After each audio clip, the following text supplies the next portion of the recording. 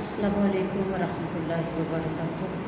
معزز سامعین و حاضرین، اللہ کے فضل و کرم سے آپ سب خیریت سے ملیں۔ آئیے ہم دیکھتے ہیں کہ کیا شب بارات میں کوئی نوافل وغیرہ بھی ادا کرنے کا حکم ہے یا نہیں ہے۔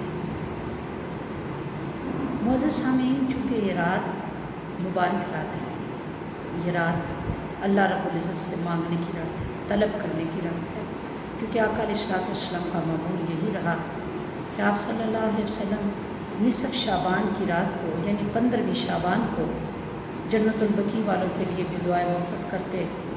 آقا علیہ الصلوۃ والسلام اپنے سجدوں میں بھی اللہ سے بخشش مانگتے، اللہ رب العزت سے پناہ مانگتے اور اللہ رب العزت کی رضا کی طرف مائل رہتے۔ تو پھر سلف صالحین نے اور بزرگان دین نے اگرچہ اس رات میں عبادت نہ کی جائے تو گناہ نہیں، لیکن اگر کر لی جائے تو درجات کی بلندی کا باعث ہے، تو درجات میں بہتری کا باعث ہے۔ اس لیے آئیے دیکھتے ہیں کہ سلف صالحین کا شب بارات میں کیا معمول رہا ہے۔ تو سلف صالحین ذکر کرتے ہیں صلاۃ الخیر کا۔ صلاۃ الخیر وہ نماز ہے کہ جس کی 100 رکعتیں ہیں اور اس میں 1000 مرتبہ سورہ اخلاص کا پڑھنا ہے، یعنی ہر رکعت میں 10 بار سورہ اخلاص پڑھی جائے۔ اس کے پڑھنے سے برکات کا نزول ہوتا ہے۔ یہ نماز سلف صالحین باجماعت پڑھا کرتے تھے اور اس نماز کی بڑی فضیلت آئی ہے۔ حضرت حسن بصری نے فرمایا کہ مجھ سے سرور کائنات صلی اللہ علیہ وسلم کے 30 صحابہ نے بیان کیا کہ اس رات کو جو شخص یہ نماز پڑھتا ہے اللہ تعالیٰ اس کی طرف 70 بار دیکھتا ہے اور ہر بار دیکھنے میں اس کی 70 حاجتیں پوری کرتا ہے، جن میں سب سے ادنا اور سب سے کم درجے کی حاجت اس کے گناہوں کی بخشش ہے۔ اب مستحب ہے یعنی پسندیدہ خیال کیا گیا ہے کہ اس رات صلاۃ الخیر کو ادا کیا جائے، اور اگر توفیق ملے تو 14 راتوں میں بھی پڑھا جائے۔ اب اس رات میں شب بیداری مستحب ہے۔ ان راتوں کا ذکر ماہ رجب کے فضائل میں بھی ہم نے کیا تھا۔ اگر صلاۃ الخیر نصیب ہو جائے تو میں سمجھتی ہوں کہ شب بارات کا حق ہم نے ادا کر دیا۔ آئیے اس کے علاوہ کیا ہمارا معمول ہونا چاہیے شب بارات میں، یعنی شب بیداری کریں تو پھر نماز عشاء کے بعد ہمارا معمول کیا ہو؟ قرآن پاک کی تلاوت ہمارے معمول میں ہو، درود پاک کثرت کیسے پڑھیں، یعنی ایک تسبیح درود پاک کی کر لیں، ایک تسبیح استغفار کی کر لیں، استغفر اللہ العظیم الذی لا الہ الا هو الحی القیوم واتوب الیہ، ایک تسبیح درود پاک کی کر لیں، پھر ایک تسبیح لا الہ الا انت سبحانک انی کنت من الظالمین اس کی کر لیں، پھر ایک تسبیح آپ لا الہ الا اللہ کی کر لیں۔ یعنی یہ نوافل کے ساتھ ساتھ اگر ہم ادا کرتے جائیں گے تو انشاءاللہ اس رات کی برکات سے محروم نہیں رہیں گے۔ پھر نماز تسبیح ہے، اس کو بھی ادا کیا جائے۔ اب اس طرح سے آئیے میں آپ کو وہ نوافل بتا دوں کہ جن کے پڑھنے سے اس رات کی برکات، اللہ کی عنایات، اللہ رب العزت کی نگاہ لطف و کرم ہم حاصل کر سکتے ہیں۔ 8 رکعت نماز نفل اس طرح پڑھیں کہ ہر رکعت میں سورہ فاتحہ کے بعد سورہ قدر 1 بار اور سورہ اخلاص 25 بار پڑھیں۔ 15ویں دن کو روزہ رکھیں، اللہ رب العزت سے اپنے حبیب صلی اللہ علیہ وسلم کے صدقے میں نیک اعمال کی توفیق طلب کریں۔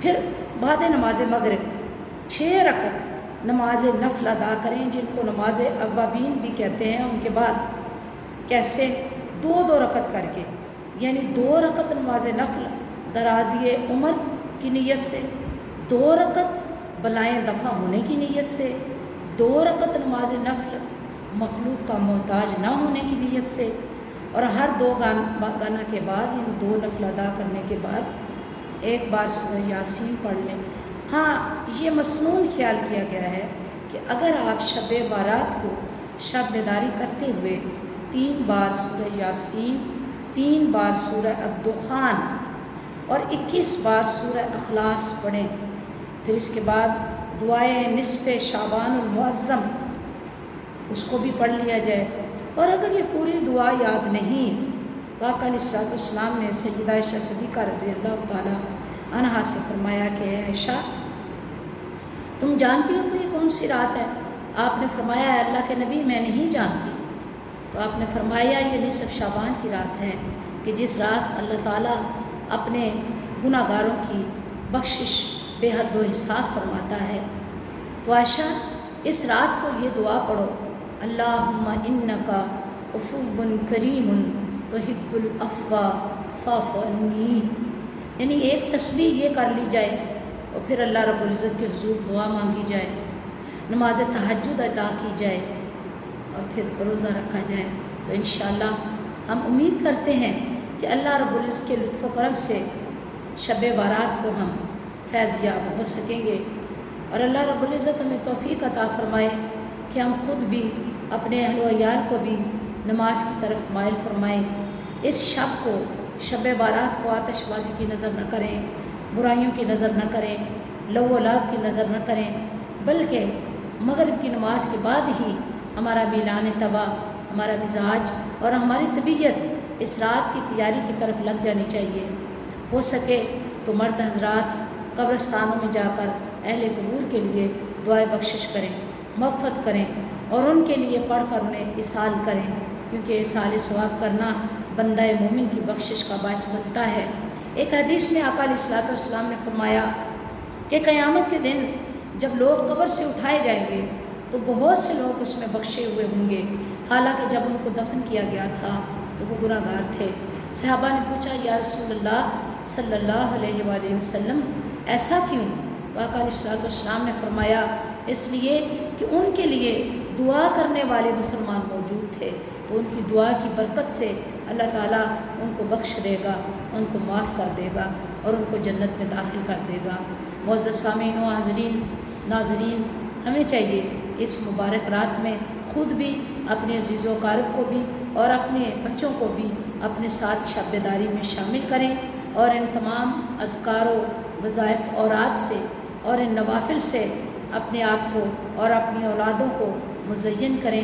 میں اللہ سے دعا کرتی ہوں کہ اللہ خالق کائنات شب بارات کے تمام فیوز و برکات سے ہم سب کے دامن مالا مال فرمائیں۔ آپ اس بات پہ ہرگز نہ جائیں کہ کوئی کیا کہتا ہے، ہمیں اس مبارک رات کو ضائع نہیں کرنا، کیونکہ اس رات کے اندر اللہ رب العزت نے ہماری زندگی، ہمارے رزق، ہماری صحت اور ہماری تندرستی، ہماری ترقی، ہماری ناکامی کے فیصلے کرنے ہوتے ہیں۔ تو کیوں نہ ایسا ہو کہ جب اللہ خالق کائنات عرش پہ ہمارے فیصلے کر رہا ہو تو ہم اس کے سجدے میں، وہ عرش پر فیصلہ کر رہا ہو تو ہم اس کی حمد و ثنا میں گم ہوں، وہ عرش پر فیصلہ کر رہا ہو تو ہم روزے سے ہوں، اور اگر ہمیں موت آ جائے تو روزے کی حالت میں ہمیں موت نصیب ہو۔ اللہ رب العزت ہم ان تمام فیوز و برکات سے مالا مال فرمائے۔ السلام علیکم ورحمۃ اللہ وبرکاتہ۔ چلتے چلتے گزارش کرتے چلوں گی کہ اپنی دعاؤں میں مجھے، میرے والدین، عزیز و اقارب اور کل امت مصطفیٰ کو بھی ضرور شامل فرمائیے گا۔ اللہ رب العزت ہمیں ایک دوسرے کی خیر خواہی کرنے کی توفیق عطا فرمائے۔ السلام علیکم ورحمۃ اللہ وبرکاتہ۔